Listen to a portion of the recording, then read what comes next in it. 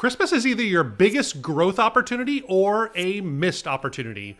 The difference? Well, let me show you in this video. As someone who's pastored for the majority of my adult life, I can say that Christmas is important, and especially your Christmas Eve service. It is our Super Bowl when it comes to ministry. Why? Because you have people walking through your doors that wouldn't normally step foot in your church. In fact, a lot of them, they haven't been at your church since Easter or Christmas last year. But here's the problem that most pastors don't see coming. The vast majority of Christmas visitors do not turn in to regular attenders. In fact, our studies show that only about 8% of them will actually get connected to your church. Pastors, this should not be. If your church is anything like mine, you spend weeks on preparing your message and coming up with the programming, and if people aren't going to get connected, what was it all for? So today I'm going to walk you through my exact step-by-step process that I use at my church, and I encourage all the churches we work with at Reach Right to use as well. Let's do this.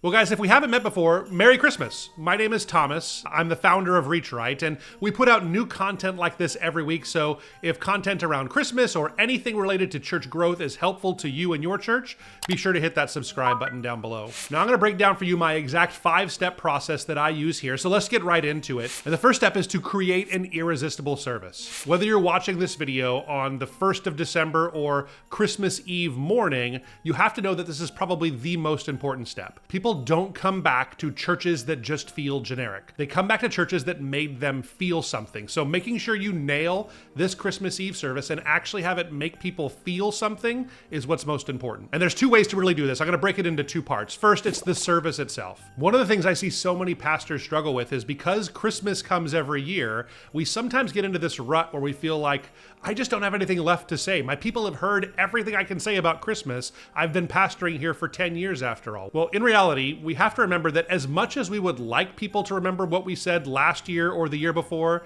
chances are they don't. Because here's the truth. I can't tell you what I preached about in my last Christmas Eve service, so I almost guarantee you that the people of your church don't remember either. For most churches, what I recommend is just getting into a passage of scripture from the story of the birth of Jesus and doing a deep dive on it. You'll probably find it in Matthew or Luke, and just do a deep dive on a few verses and pull out some insights that would be meaningful to people. Remember not to use deep theological language, and make sure that your message is something that gives hope. And here's my belief is you should actually invite people into a relationship with Jesus on Christmas Eve. What a huge opportunity. You'll probably have more people that don't know Jesus at that service than you will any other service for the rest of the year. Why? Because people come to a Christmas Eve service out of tradition and because their family is going. So give people the good news. God is with us. People need to know this. But really the big opportunity for most churches on Christmas Eve is before and after the service. This is where your team can really score some wins. People decide whether they feel a connection with the church and whether they'll come back or not,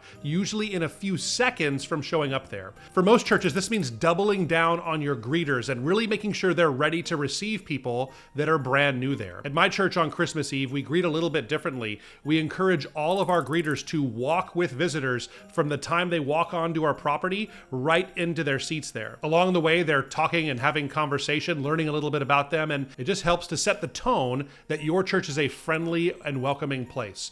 On top of that, I really recommend some kind of refreshments in your Christmas Eve service, whether it's hot chocolate or cookies or some combination of both. Because in my experience, when we can incorporate food and people sharing even a few bites together, it helps to break down walls and build relationship. Now, you might be thinking, well, Thomas, that's great, but how do I actually get people to show up for my Christmas Eve service? Well, we'll get to that in just a second, but first, let's make sure you're ready to receive them when they show up. And that brings us to step 2, which is capture their contact information the right way. Listen, pastors, this is a non-negotiable for me. If you do not capture their contact information, you cannot follow up with them.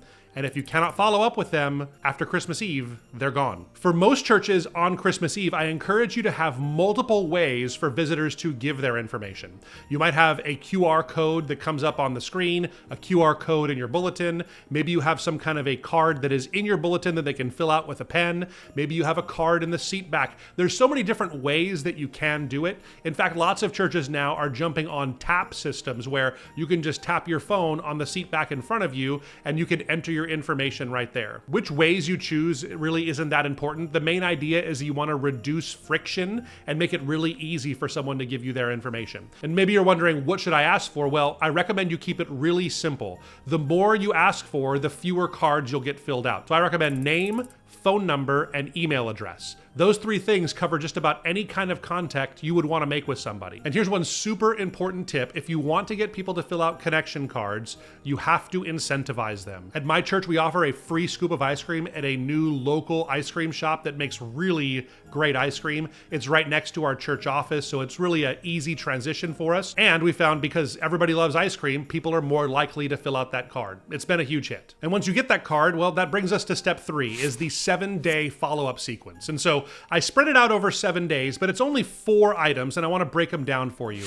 Getting this right is so important. The churches I've seen with the best after Christmas follow-up plans start it on December 26th. Now, I know that's kind of a time when a lot of people are off, and if you plan this ahead and pre-write some of these messages, you'll save some time and not have to work real hard on Boxing Day. But I would always start with some kind of a personal thank you for coming. Right now, I recommend doing that via text and just a simple sentence that says, "Hey, I hope you and your family had a great Christmas. I wanted to personally thank you so much for coming out to our Christmas Eve service. Hope to get to see you again soon, Pastor Thomas." Something that simple makes an enormous impact. You wouldn't believe how many people respond to that text and just give me a thank you for wishing them well in the Christmas season.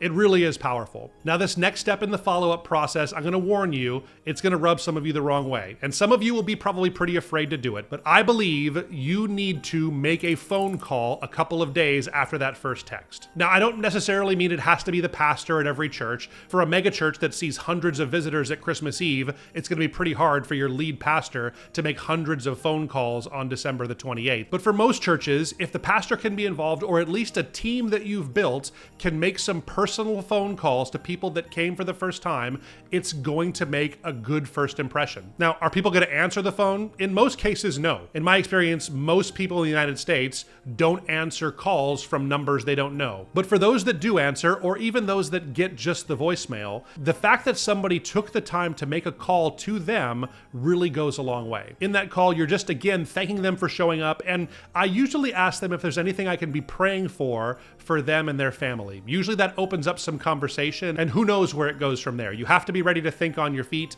Recruit a team to help you with this that are really good conversationalists and good on the phone, and I think you'll have a leg up. And the next step in the process, and this is going to depend pretty heavily on when Christmas falls in a given year, is you want to invite them back to whatever series you're starting off in the new year.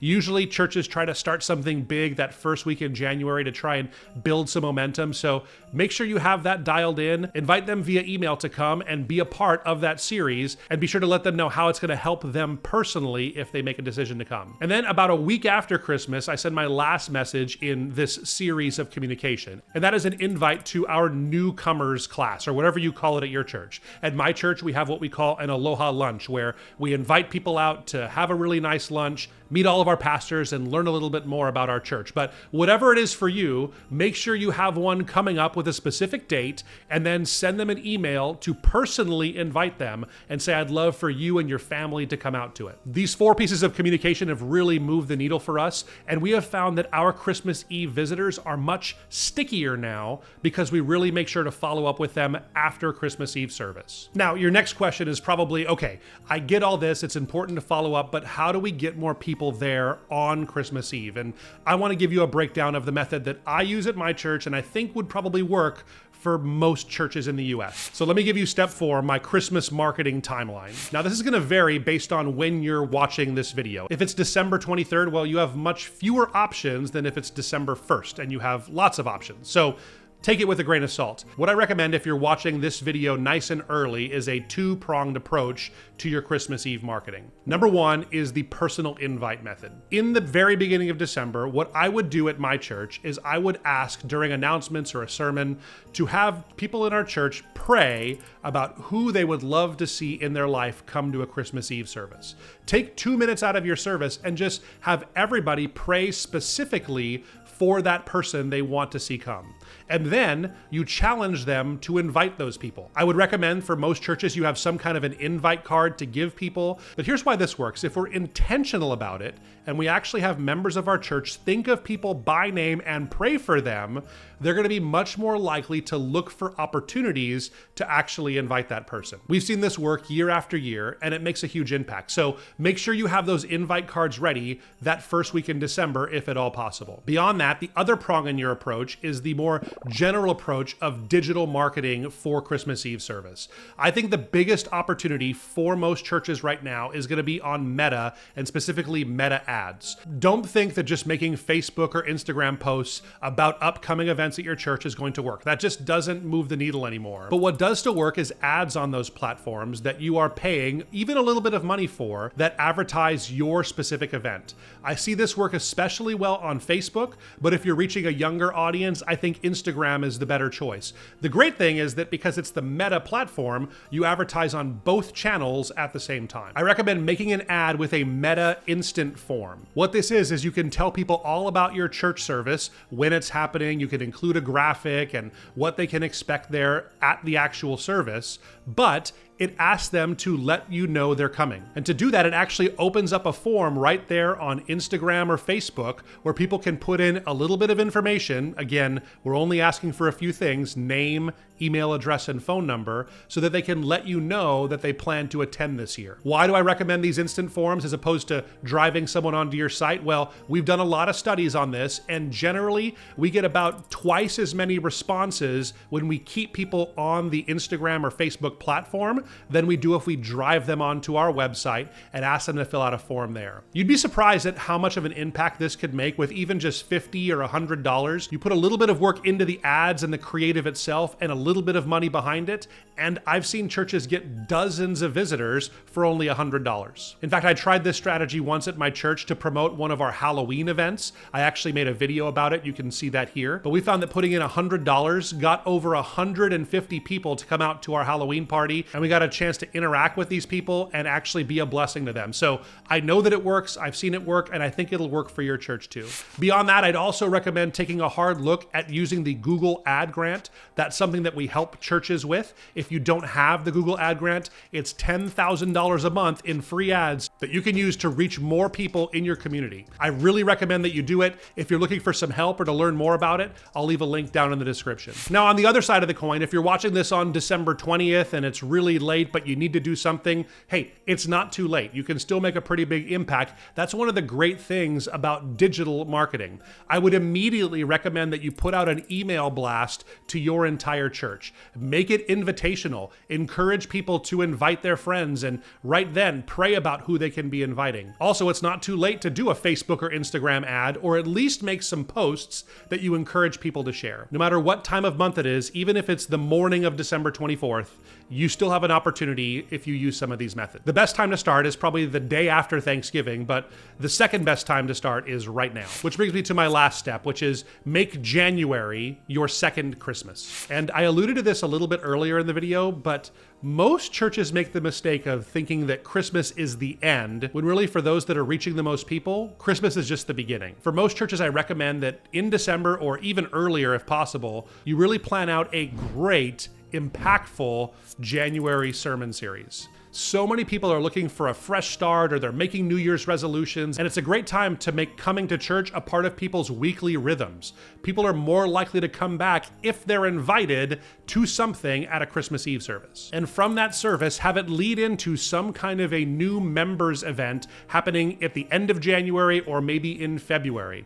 It depends on what size your church is. Some churches are so large they have to do new members classes every single week, but if you're like most churches, you're probably doing them annually or quarterly, but make sure that your calendar lines up with one of those happening sometime in late January or early February, if at all possible. And as for communication, please, whatever you do, don't stop communicating. I gave you those 4 messages over 7 days, but your communication cannot stop there. In fact, I did a whole video about my exact visitor follow-up process. If someone came on Christmas Eve, you'll probably have to adapt it a little bit, but I think it should be a good foundation of how you help people to take that next step at your church. Here's the bottom line. Wherever you are in your Christmas Eve planning right now, it's not too late. You need to take some steps. And to that end, I actually have another video that I did that gives tips on what will make a more impactful Christmas Eve service in the service itself. If this video has been helpful for you, I think this is the video that you should watch next.